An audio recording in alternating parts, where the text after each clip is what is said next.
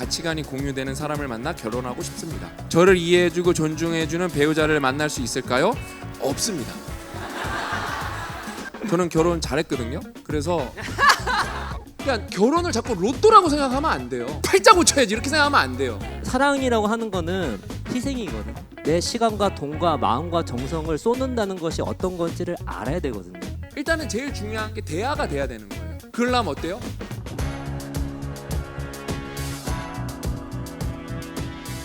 다음으로 넘어가 보도록 하겠습니다. 폴리님, 독서를 통해 성장, 변화를 넘어 진화하고 싶은 사람입니다. 독서를 통해 새로운 인간으로 다시 태어난다는 것은 상당히 고난이도 작업이라고 알고 있습니다. 그럼에도 저는 독서와 글쓰기를 통해 다시 태어나려고 합니다. 새로운 삶을 찾기 위해 노력하는 과정 중 가치관이 공유되는 사람을 만나 결혼하고 싶습니다.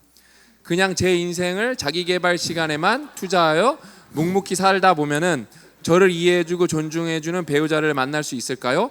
혹은 이 부분에 대해서 깊고 발전적인 피드백을 해주시면 정말 감사하겠습니다. 제가 좀 정확하게 말씀해드릴 수, 저는 진짜 좀 고 대표님이 잘 아시는데 저는 좀 질문을 너무 많이 받아갖고 이메일도 진짜 많이 받거든요. 근데 제가 이거는 보통 이런 거 얘기하면은 단정지으면 안 돼요. 그런 게 되게 나쁜 대답이거든요. 제가 말씀드릴게요. 그냥 제 인생을 자기개발 시간에만 투자하여 묵묵히 살아가다 보면 저를 이해해주고 존중해주는 배우자를 만날 수 있을까요? 없습니다. 운이 좋으면 만날 수도 있겠죠, 그렇죠?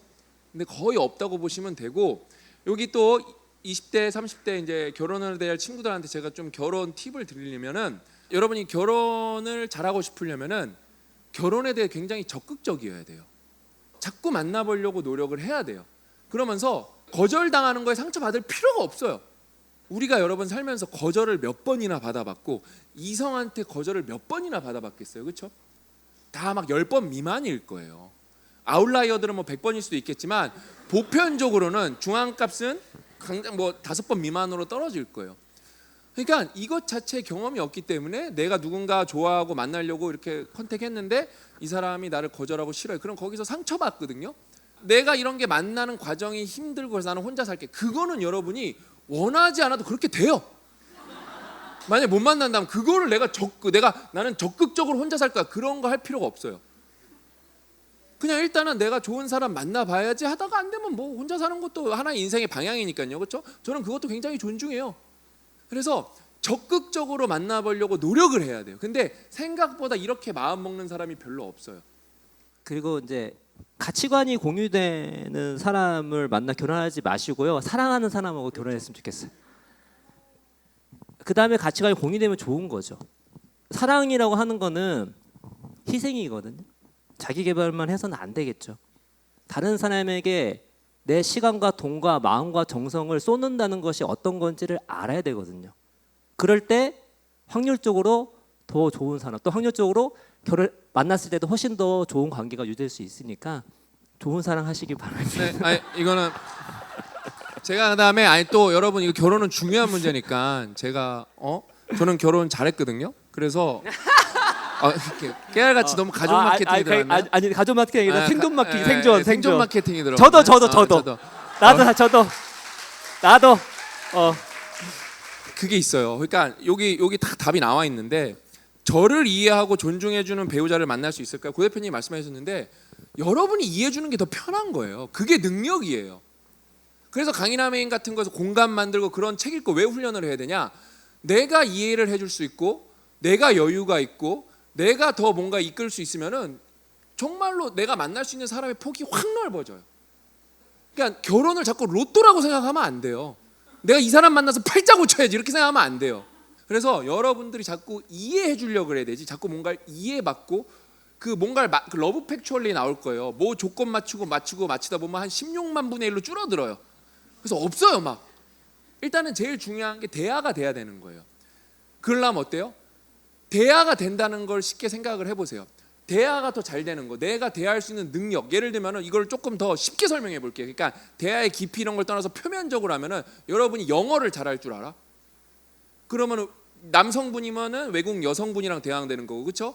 여성분이면 외국 남성분이랑 대화가 되는 거잖아요. 왜? 내가 그 언어를 할 줄 알기 때문에. 그 우리나라 사람은 뭐예요? 이제 깊이겠죠. 경청을 할 수 있어야 되고 이 사람이 뭘 원하는지 그럴 때 가치가 이 사람이 뭘 중요시 생각하는 거지 보는 거지. 그러니까 내가 그냥 나도 가치관 맞는 사람이랑 붙어야지 그런 건 없어요. 그냥 제가 이렇게 보면은 이 친구랑 결혼했으면 좋겠다. 제가 대표적으로 결혼시킨 커플이 강가장 우리 신유선 PD예요. 제가 만나서 그 고백해라 그랬어요 제가요. 그리고 보고해라.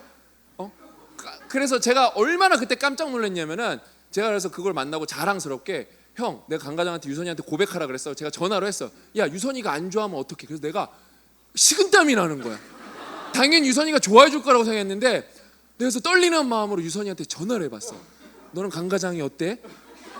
자기도 좋게 생각했대. 다행이다. 왜냐면 고백할 거니까 내가 고백하라 그랬거든요.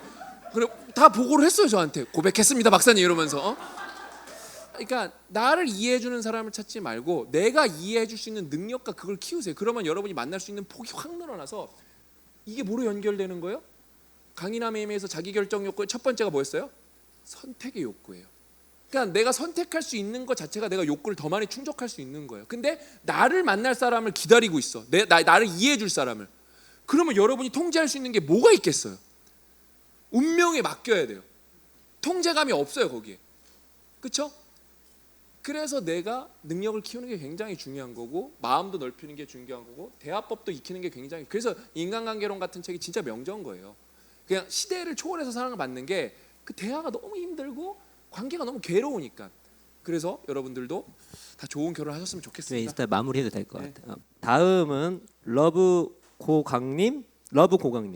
이거 보더니 그 영진이가 이건 자기가 하겠다고. 네. 제가 남편이 빡똑하게 만드는 방법이 없을까요? 없습니다.